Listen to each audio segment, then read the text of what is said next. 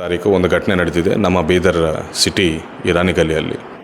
ಇಬ್ಬರು ಮಹಿಳೆಯರು ಒಂದು ಪಾರ್ಕಿಂಗ್ ವಿಷಯಕ್ಕಾಗಿ ಜಗಳ ಮಾಡಿಕೊಳ್ತಿದ್ದರು. ಆ ಜಗಳ ಮಾಡಿಕೊಳ್ಳುವ ಸನ್ನಿವೇಶವನ್ನು ವಿಡಿಯೋ ಮಾಡಿ ಕೆಲವರು ಪುಂಡರು ಆ ವಿಡಿಯೋವನ್ನು ತಿರುಚಿ ಒಂದು ತಪ್ಪು ಸಂದೇಶವನ್ನು ಫೇಸ್ಬುಕ್ಕಲ್ಲಿ ಹಾಗೂ ಇನ್ಸ್ಟಾಗ್ರಾಮಲ್ಲಿ ಅಪ್ಲೋಡ್ ಮಾಡಿದ್ದಾರೆ. ಮಾದಕ ವಸ್ತುಗಳನ್ನು ಸಾಗಣೆ ಮಾಡುವುದನ್ನು ಪ್ರಶ್ನಿಸಿದ್ದಕ್ಕೆ ಈ ರೀತಿ ಒಂದು ಕೋಮಿನ ಮಹಿಳೆಗೆ ಇನ್ನೊಂದು ಕೋಮಿನ ಮಹಿಳೆ ಪ್ರಶ್ನೆ ಮಾಡಿದ್ದಾರೆ ಅಂತ ಹೇಳಿ ಒಂದು ಸುಳ್ಳು ಸುದ್ದಿಯನ್ನು ಹರಡಿಸಿದ್ದಾರೆ.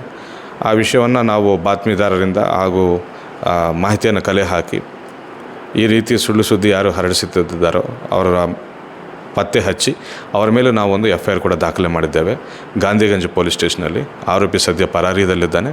ಆರೋಪಿಯನ್ನು ಹಿಡ್ಕೊಂಡು ನ್ಯಾಯಾಂಗ ಬಂಧನಕ್ಕೆ ಒಪ್ಪಿಸ್ತೇವೆ.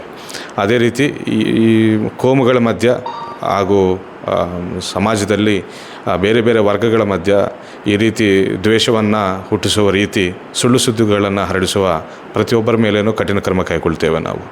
Thank you. ಹೌದು ನೋಡಿ ಸೋಷಲ್ ಮೀಡಿಯಾದಲ್ಲಿ ಆಗಲಿ ಫೇಸ್ಬುಕ್ಕು, ಇನ್ಸ್ಟಾಗ್ರಾಮು, ವಾಟ್ಸಪ್ಗಳಲ್ಲಿ ವಿತೌಟ್ ವೆರಿಫೈಯಿಂಗ್ ಅನ್ವೆರಿಫೈಡ್ ಫ್ಯಾಕ್ಟ್ಸನ್ನು, ಅನ್ವೆರಿಫೈಡ್ ಸ್ಟೇಟ್ಮೆಂಟ್ಗಳನ್ನು, ವಿಡಿಯೋಗಳನ್ನು ಹರಡಿಸುವ ಎಲ್ಲರ ಮೇಲೂ ನಾವು ಕ್ರಮ ಕೈಗೊಳ್ತೇವೆ.